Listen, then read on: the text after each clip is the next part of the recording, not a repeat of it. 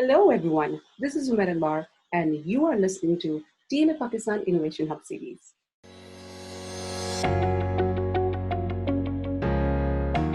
In today's episode, we are talking to an incredibly talented woman entrepreneur in Canada.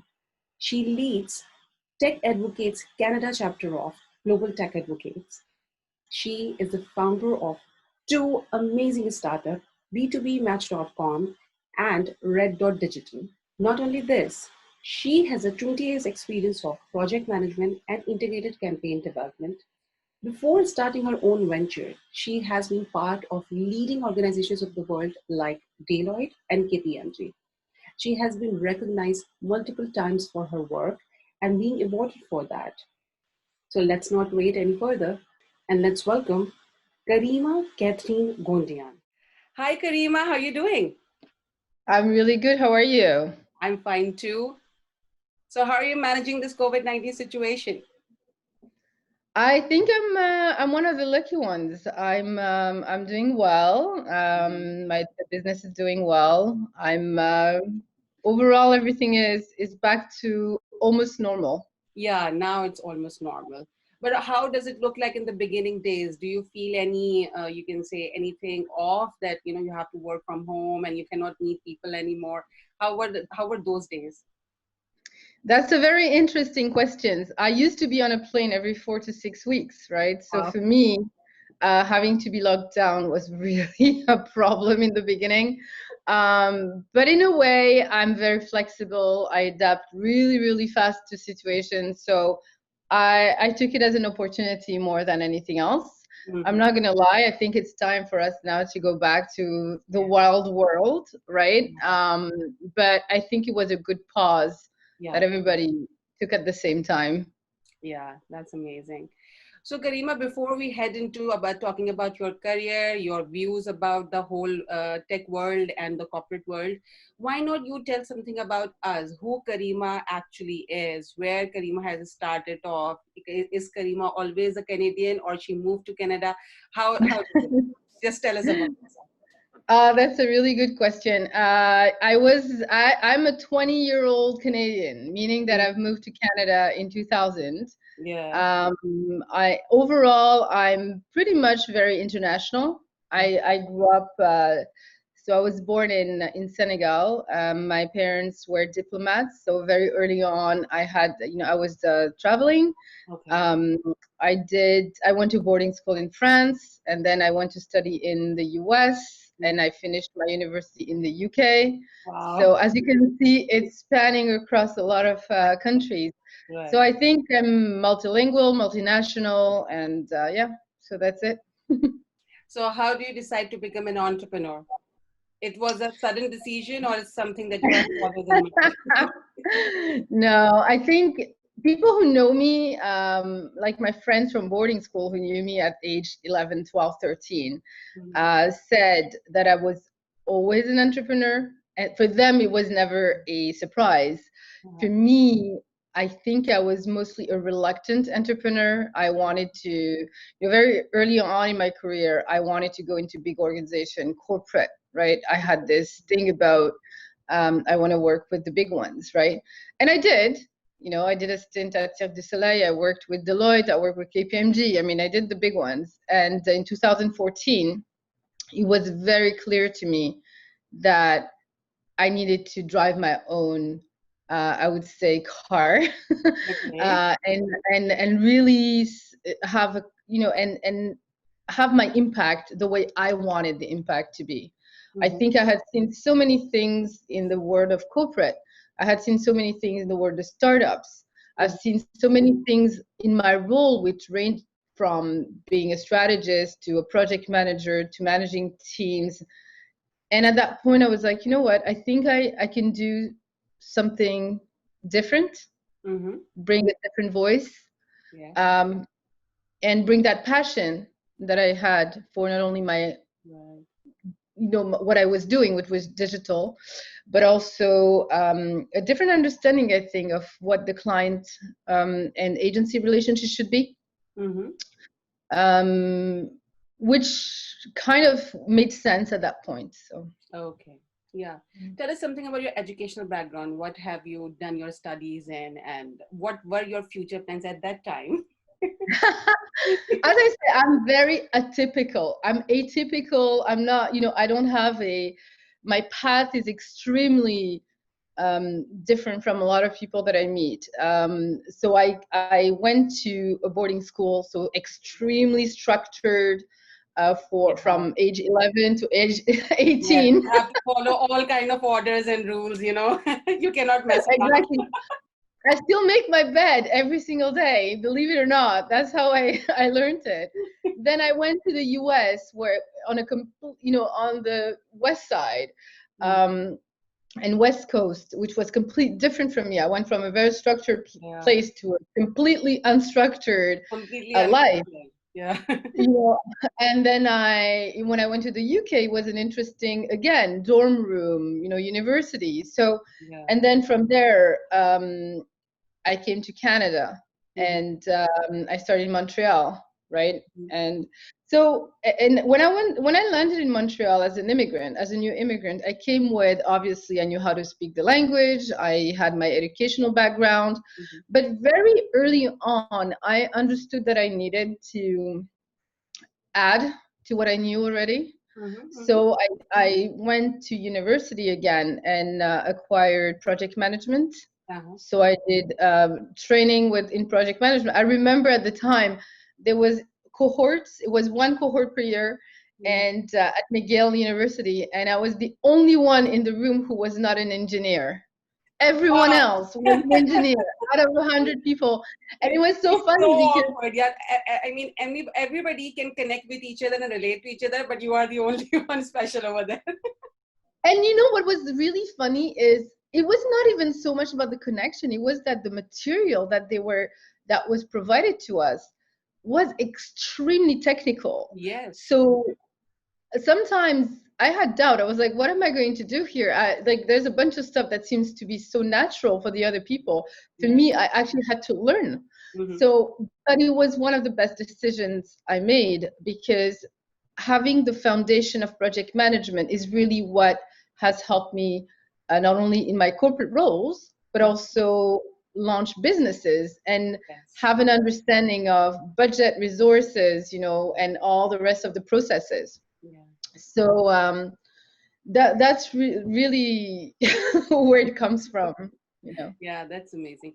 So you co-founded, no, sorry, you founded two organizations. One is B2B Match.com and Red Dot Digital. So Mhm. just talk about these two enterprises that you have, what they do, and which comes first, and which is the most hopeful to get, become a next millionaire or a trillionaire. I wish I had the the magic, and the secret.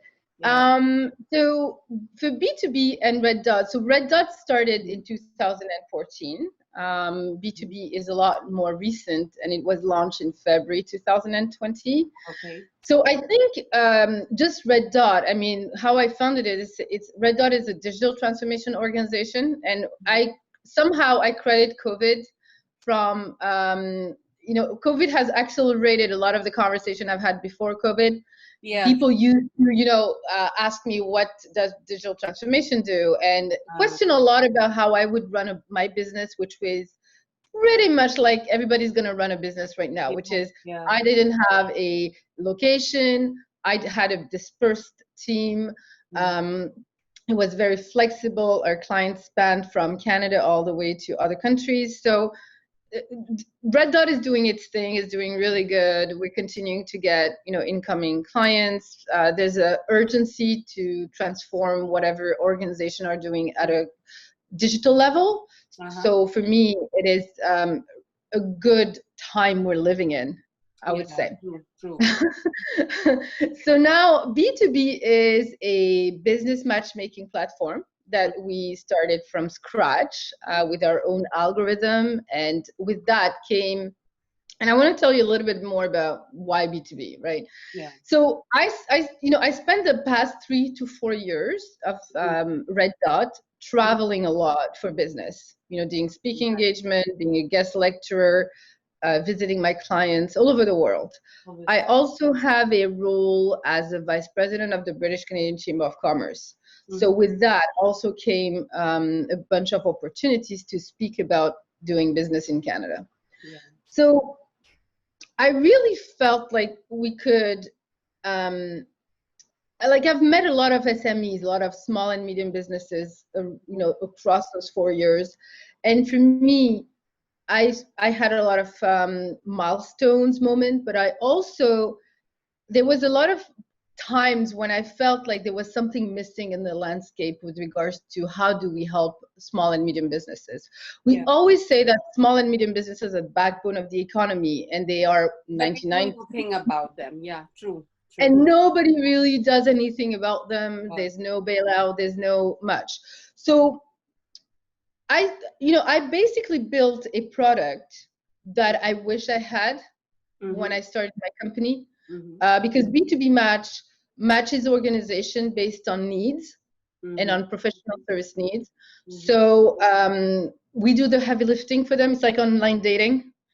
We, companies build their profiles. They tell us what they're looking for. And then with our algorithm and also a little bit of human interaction, we basically give them what they want. Right. In a vetted way. Yes. Yeah, that's amazing. So how this journey has been, like you have been, I think these two are very recent. No, actually, Red Dot is established in 2014, and you just mentioned that B2B is very much recent. How has this journey has been from 2015 till today? Sorry, 2014 till today. What do you have any specific in mind? The journey of an entrepreneur changes every minute. Trust me, Karima, with you and me, everything is specific. Because, we come from, you are black, I'm brown, okay? We come from underdeveloped countries. We are settled in these big, huge economic countries. And then despite doing anything else, being a woman, we are creating our own enterprises and, creating our own change and creating our own development. So, in you and my case, we both are special. So what about you? What has been from 2014 till today? Honestly, for me, it's come down to being very good at what I do, because that's something that, as you mentioned, when you're black, brown, or different, even a woman, especially if you're in the tech world, you will be challenged, you will be questioned, you would be second guessed, and sometimes you will not even be credible. So I think for me, it really starts with having a really good understanding of my craft, what I do. The other thing is also being coachable. I don't, I've hired a business coach a couple of years ago for a year, and that really helped me. I also recognize that there are people who might have more experience in specific niches, or who have specific understanding of where I want to go. So I'm okay with asking questions and letting people know that I need help. I'm not afraid of failure. So that's one of the things that maybe sets me apart from a lot of people is I take risks. And for me, it's not a failure, it's a learning experience. I learn extremely fast, very, very fast. I'm very adaptable. So, that those I think have helped me. And it's not just as an entrepreneur. I think everything I've done in my life led me to here. When you ask me how I started my career, my first job out of university was with a movie production company called Merchant Ivory Production. They do award-winning movies, and my role was, I was literally just, I was just thrown into the deep end of the pool very, very early, speaking to celebrities, dealing with production issues. So it was a very it would have been a very great experience, talking to celebrities, going to production houses. What a glamorous. What was funny? what was funny is I lived in LA before that. So for me, Yeah. celebrities, you see them every single day and Uh, you don't really have any, yeah. they lose like The the charm, glamorous sides. charisma, Yeah, Yeah. exactly. And to be quite honest, I mean, even speaking to celebrity for me was just another issue I had to deal with, right? Uh-huh. Uh-huh. And that really helped me a lot because in my role, I speak to CEOs every single day.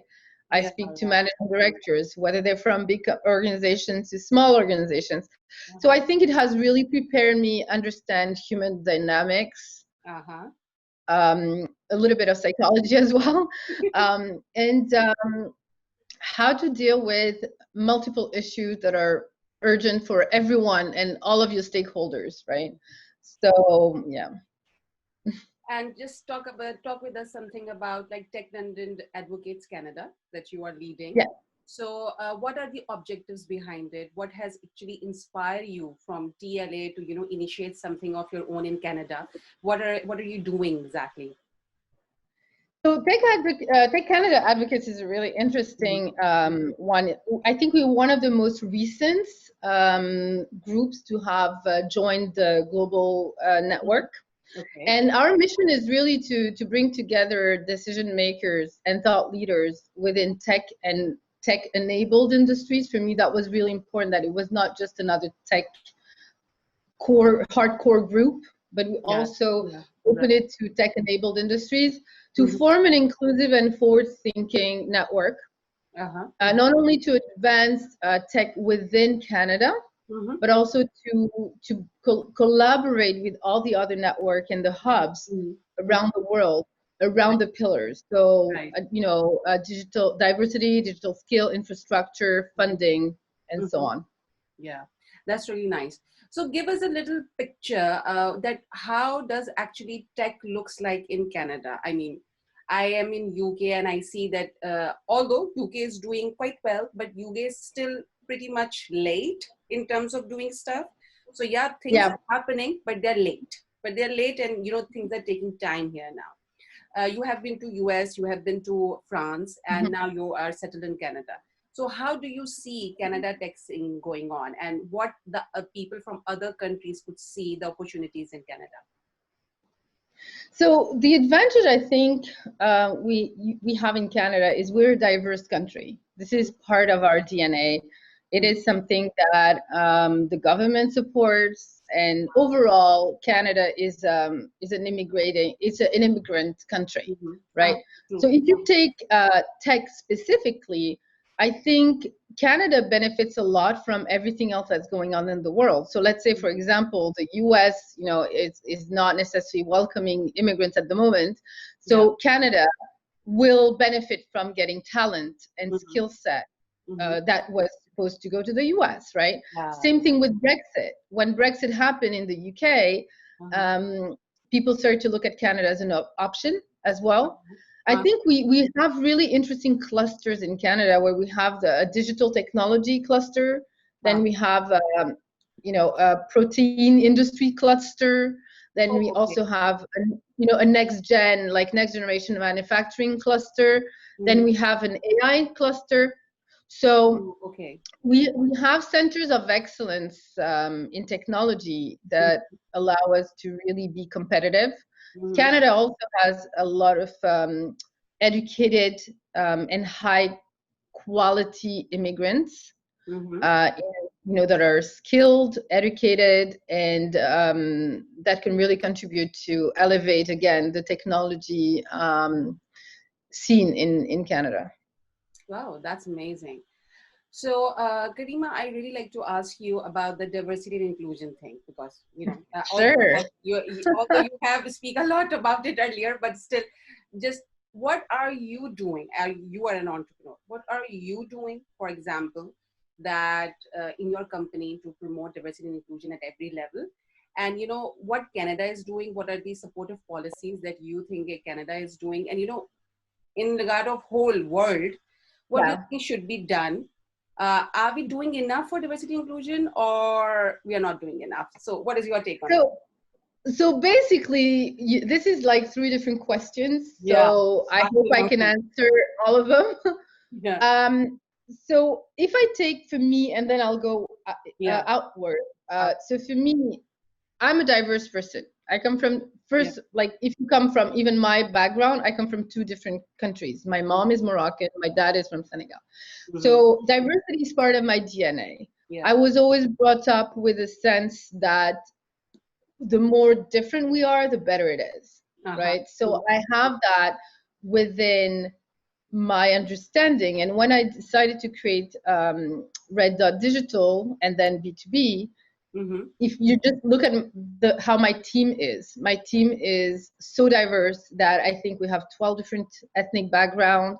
We Mm-hmm. have men and women. We also have different um, neurodiversity. So for me, it's not even a question. It's a Yeah. matter of that's the kind of people I will attract Mm-hmm. because I have a very strong sense and intention to keep my team diverse. Yeah. You True. know, in terms of what's funny is if you look at the last blog from B2B and we talk about the superpowers of our team that I consider a super team, Mm-hmm. you'll see that even in the graphic that we use, we actually represent that diversity. Uh-huh. And it's not, and you're going to probably ask, is like, how do you do it? I think for us, it's, and as you mentioned, I think for us, we have always that layer of being aware of diversity, Yeah. That's really you important. know, That's really important. you know. Now, what was your question about tech? So, how do you see Canada is working out for diversity and inclusion in overall tech scene of Canada? So I will have two responses for that. One of the responses, which I told you earlier, is Canada does have a very diverse population, Mm-hmm. Mm-hmm. which is supported by the government, right? But there's a problem in Canada that I find that happens in every single other Western country, which is diversity usually is stuck at the bottom, Uh-huh. and there's no diversity in boardrooms, and there's no diversity in leadership. So for me, it's all great when people say to me, well, we're a diverse company. And I look at them usually with a question, which is, but do you have a diverse leadership and boardroom? And the answer is typically no. Typically, no. So I know efforts are done, efforts Mm-hmm. are made to Mm-hmm. change that. Mm-hmm. We'll see where it goes. Okay. And do you think that, I'm listening to the people a lot, besides doing more for diversity and inclusion, right now people are actually in a strange position that they are retaliating, and they say that we have done already so much enough. What else do you need? So what do you have to say about it? Do you think that we have done enough, or not? Yeah. Well, if you ask me, I'm obviously not going to think enough was done. I think diversity has always been the checkbox where you say, well, I have enough women and I have and in some countries, depending on who you talk to, they'll have different groups and different quotas for different subgroups. Mm-hmm. But the reality is the biggest effort has been made to bring more women at the table. Mm-hmm. Mm-hmm. Mm-hmm. You know, Yeah. so I think for me we're past the point of proving how organization can and should benefit from diversity and inclusion. I Yeah. mean, there's studies that are showing how good it is for business. Yeah. There's even like there's a recent study that I was looking over found that tech companies with more racial diversity among upper management than lower management were Uh-huh. more productive than those that are more diverse at a lower levels. Uh-huh. You know, so Right. studies are there, but I don't think organizations should really try to strategically plan how to capitalize an employee Mm-hmm. difference. Mm-hmm. I think they should do is intentional hiring. Uh-huh. True. True. You know, they have to also diversify their supply chain, and Yeah. I think building programs that are half-baked or that are just about filling a checkpoint or Mm-hmm. checklist Mm-hmm. isn't going to make a difference, because Yeah. the numbers are consistently showing that there's a lack of diversity. Yeah, true, true.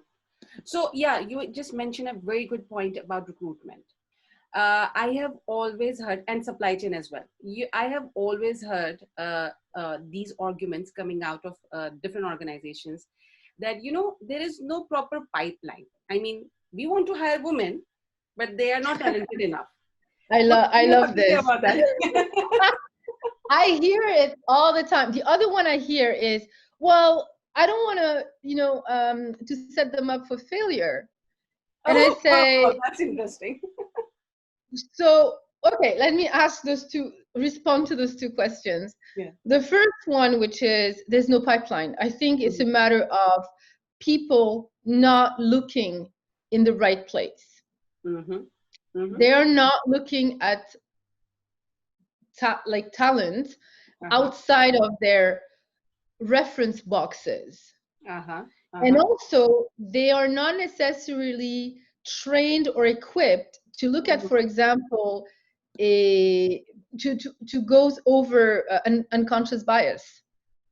Yeah. This is why I say it takes intentional hiring. You Yeah. have to literally say, and people will argue about quotas, Mm-hmm. but it takes a manager who, in a story of a manager from a bank that I know, Mm-hmm. in tech.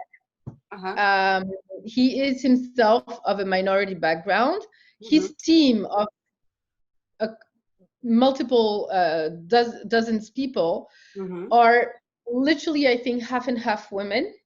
Uh-huh. Uh-huh. And from an ethnic perspective, extremely diverse as well. Right. Right. And one of the reason why he's able to achieve that is because Mm-hmm. consistently he will go back to the recruiters Mm-hmm. and say, I want a woman, or I want somebody from a diverse background. I Right. want somebody, and sometimes the recruiter would say, well, I don't have anyone. And he'll say, well, then go and find someone. Go and find someone, obviously, yeah. I think it's a matter of being lazy a lot of the time. It's a matter of also just being very comfortable. Mm-hmm. Yeah. And but if you really truly want to be inclusive, you need to Mm-hmm. do the work, Obviously, you need to do and the work. talented individuals exist in every single shape, color, and gender. Yeah. I think organizations who say, well, we don't have the pipeline, it's literally, for me, it's about laziness. Yeah. It's about And it. I have no problem telling them that, because it is what I've noticed. And maybe, a particular woman, she must have talent to do a particular job, but she just has never done it. So she may be scared to apply or something like that. We could create a recruitment process or something like that that could, encourage her. And or we could do a probation period, a easy learning probation period, so that, encourages those women who think that, they are not okay with this job, or they cannot do the job, because majority of women doesn't apply to a job because they think, we do not fulfill the criteria. We need And to that's, do that. yeah. And you actually point to something very important, to what I call mentoring. A Mm-hmm. lot of when I look at my my men peers versus my women peers, my men peers tend to apply to things they have zero idea how to do, but the Yeah. mentality is, I'll figure it out on the job. Yeah. My women peers tend to want to check every single box on that list of requirements. Of the requirement. I Yeah. think I think one of the things that I've learned very early on from a couple of my friends and peers, Mm-hmm. by looking at them, do you remember when I said you have to be coachable and flexible and learn?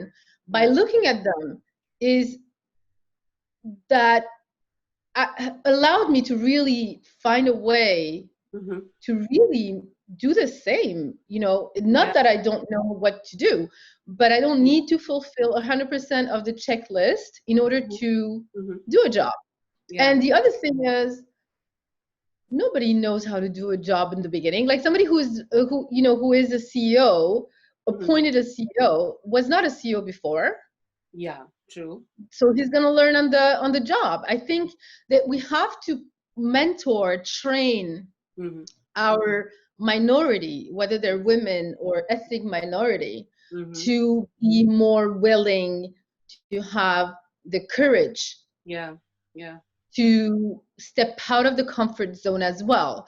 So the Mm-hmm. same way I said I find that organizations are very lazy for not intentionally going out to Mm-hmm. find a pipeline, Mm-hmm. while the same way I'm going to say that women and like this ethnic diversity, we need to also take, a little bit on of the responsibility and Yeah, decide to be more out there, you yeah, know. yeah. Right. Okay, so do you agree with me on that, that women tend to not go for technical education in the first place and technical job in the first place? There are like a couple of reasons. In technical education, they think that they cannot do better, so they should not go. And in technical education, in technical job, they think they cannot commit to long working hours, because majority of technical jobs ask for you for working late and long working hours. I'm asking you all this because I'm doing a research. My final year thesis is all about future of work and women inclusion into it. Because if we just start looking at the future of work, which is another complete context, we do not see any women out there. So do you think that women deliberately do not go for technical education and technical jobs? No, no, yeah. So I think what you touch on is about STEM and women in STEM. Mm-hmm. Um, I think women, little girls, so let's take little girls, they Yeah. are interested in technical. Like if you take, little girls, they will want to, they will want to understand the tech side. Mm-hmm. What happens Mm-hmm.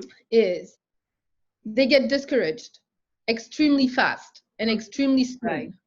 right. One of the reasons they would get discouraged is exactly that. It's Mm-hmm. more aggressive, and Mm-hmm. also technical education. So if you take programming, for example, it's usually Yeah, you in front of your computer, right? yeah. Women are, and little girls are more educated to be social beings. Uh, So you know what I mean? So yeah, I get. if you already right there, it needs mentoring. This is why I always say it's in mentoring from the day you were born. You Mm-hmm. need to be able to see models, role models. You Yeah, need to be right. able to see women in those technical roles that are also not necessarily mimicking a man's behavior, but that are showing that you can be a woman and Okay. that you don't have to be like the boys. The Yeah. other thing is the pipeline diminishes. So even if at the beginning you have a lot of girls that are interested, it will diminish as the criteria for society will also come into play. And Yes. then the classes for technical requirements by the age of what, 10, 11, it would be more boys. Mm-hmm. So, Right. and at that point, a lot of the girls that are involved in those classes Mm-hmm. might decide that they want to be with their friends and they don't want to be with a class full of boys. So Mm-hmm. you see how you get to university and then you have even less women. Mm-hmm. So I think there has to be a consistent effort to really mentor, groom the girls Mm-hmm. to find their own path. Mm-hmm. Mm-hmm. You know, Right. um, yeah. Yeah. That's so nice. I'm very passionate about that, obviously, as you can see. You have a really good idea about things, and I'm really enjoying this interview right now. Thank you. So Likewise. yeah. So yeah, moving towards future of work. So first of all, going into before going into the whole woman thing, about what do you think future of work has for us in terms of opportunities, and what do you think the future of work has for us in terms of challenges when AI, Internet of Things, and all these new cutting edge technology will take over? What do you think about opportunities and challenges in general?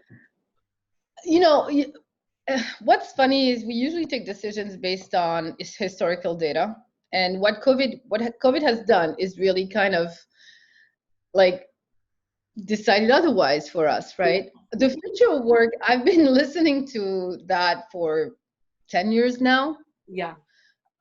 People have been talking about what's the future of work, and the big organization all come out with a white paper talking about the future of work.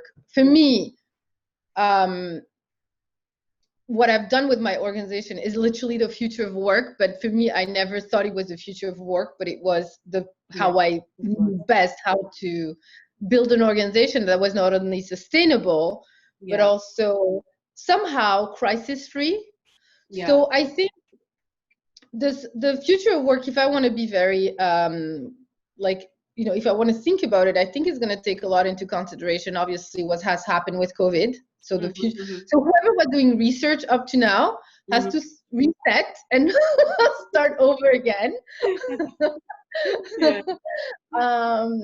I think there will be, so definitely COVID has kind of accelerated and put an urgency into this whole idea of where is it that people are going to work. This at the same time has been pushed with the freelance gig economy. And all this in turn is how do different generations work and relate to work. So all this whole thing, and probably other factors that I'm not even looking at the moment. So all this is really putting, I think, a lot of pressure on organizations to do the right thing. I've started to see companies that are saying, well, if somebody's going to work from home versus somebody who's going to work at the office, they're going to have different pay, even if they do the same thing. So, you know what I mean? It's like, what does that mean? So I think companies are going to have to adapt to the new factors in play to really do the right thing. The other thing is the whole future of work is also bringing other layers, as far as I know, which is social support. A lot of people used to go to the office for social support, or that was their social safety net. Mental illness and mental health. What does that mean for people to work at home all the time when they don't necessarily have the mechanism to self-care, for example? I know how for me it's not an issue because I know how I've been doing that forever. So I know that I need to go for a walk. I need to, I know how to diversify my day and week so that it doesn't look like I'm in front of my computer 24/7. So I think I will be very curious to see how organizations are effectively bringing the future of work to their employees in the next few months, and which one are going to do something really good versus the other ones. But it comes down to culture, culture of the company. So we'll see.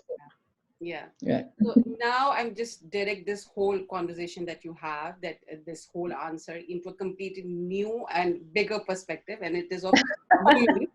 It is of again women. I've been going through this World Economic Forum report, and I have also going through this McKinsey report. They just recently published, and they talk about women inclusion and future of work.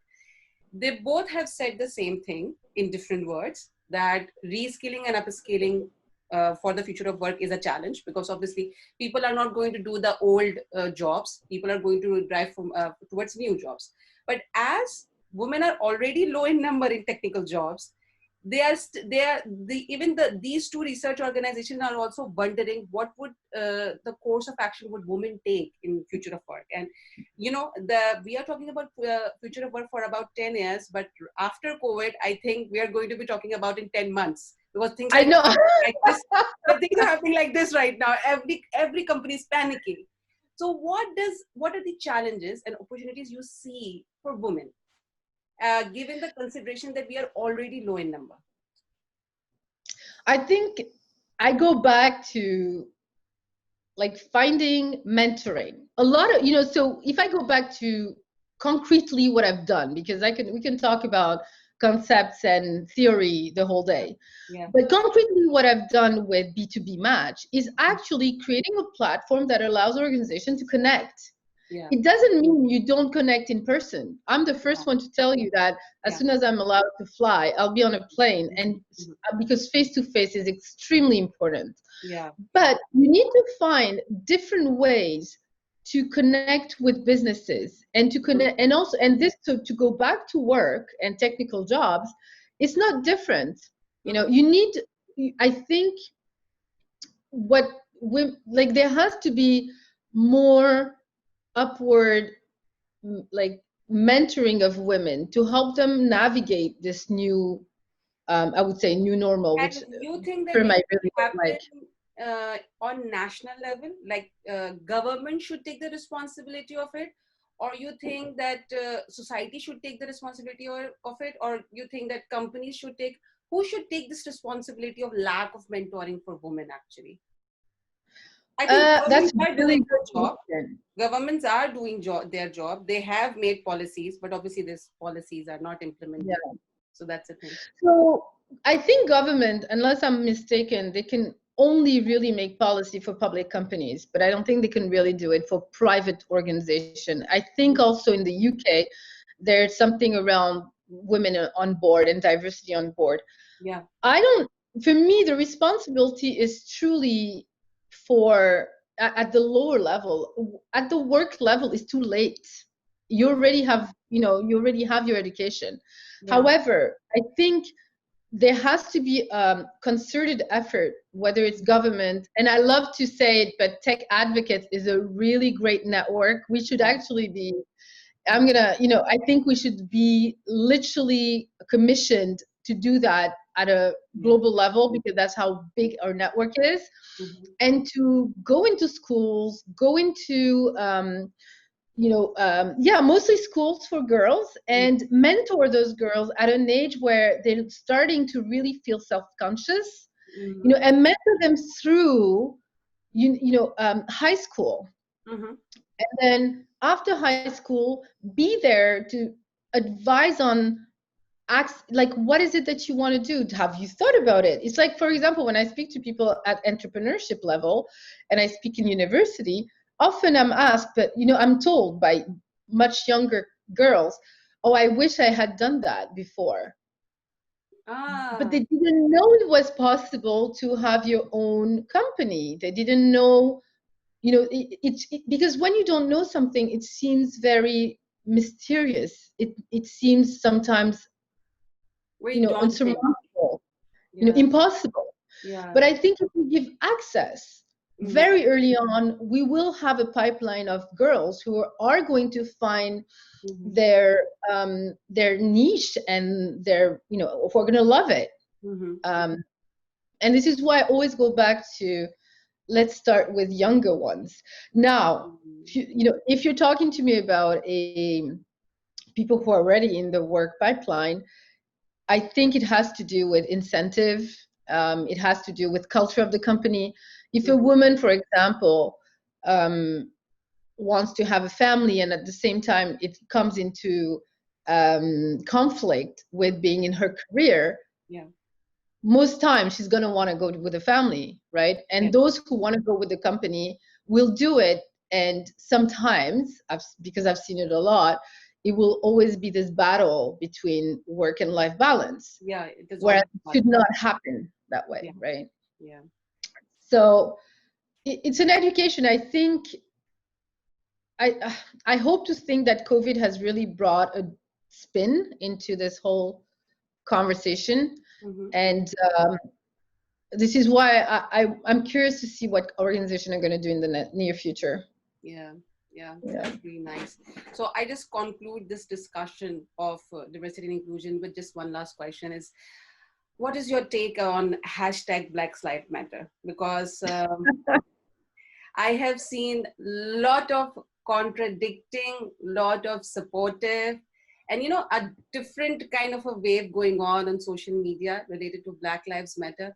I'm completely on the side that so much time has passed, and now even making a hashtag should not be done in this time. We should have surpassed that level. But if it's not been surpassed, so we need to intentionally do things. So Yeah. there are people who are saying, every lives matter. I said, no, we are not going to talk about that right now. Yes, all life matters, but the primary thing is Black Lives Matter. We need to refocus on that. What is your take on that? It was a draining 3 weeks when it happened. Draining because obviously, as a Black woman, people are going to come to me and ask me what do I think about it. Yeah. I'm always. It was. I mean, the incident itself is a tragic, horrific incident. Very horrific. The ripple effect. I find the ripple effect was an interesting nudge. Mm-hmm. People came out in the street, people activists. Well, what are they going to do now, right? I was a bit cynical in the sense that I felt that after the hype, it was going to go down. Yeah. And I'm always curious as to how do we keep the conversation going. This is transformational. You do not do that overnight. It needs to be. There needs to be a process. There needs to be KPIs. There needs to be constant, check that it's working. The same way you've done it for women, I think we can apply the same intention as to, I would say, Black life, and we can extend it to ethnic minorities, right? Yeah. So I think I'm hoping we can see some progress. Yeah, true. Do I really believe it? I don't know. Yeah, it is the same fear that I have, that it has rose up like anything. It has touched all of kind of the heights, but now it's going slowly down again. So we should not let that that amplification should go down. That is the same fear that I have, that we are talking about it, but yeah, actually it's happening. Nothing is happening actually.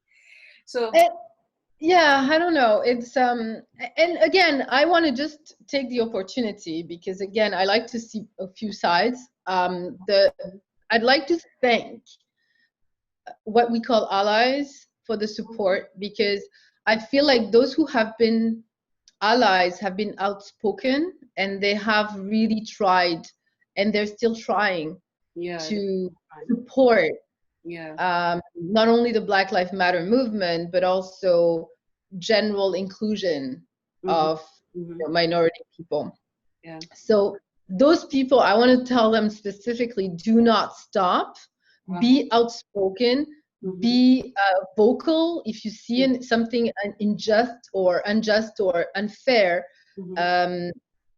talk about it.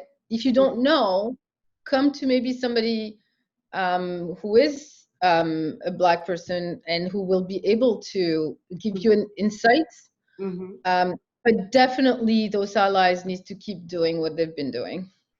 Yeah, that's really nice. So let's just end our interview with just one last thing. What do you think about this whole podcast thing that we have done with the virtue of Tech London Advocates Pakistan? This is Pakistan chapter with which we have started this podcast. Do you have any words for us?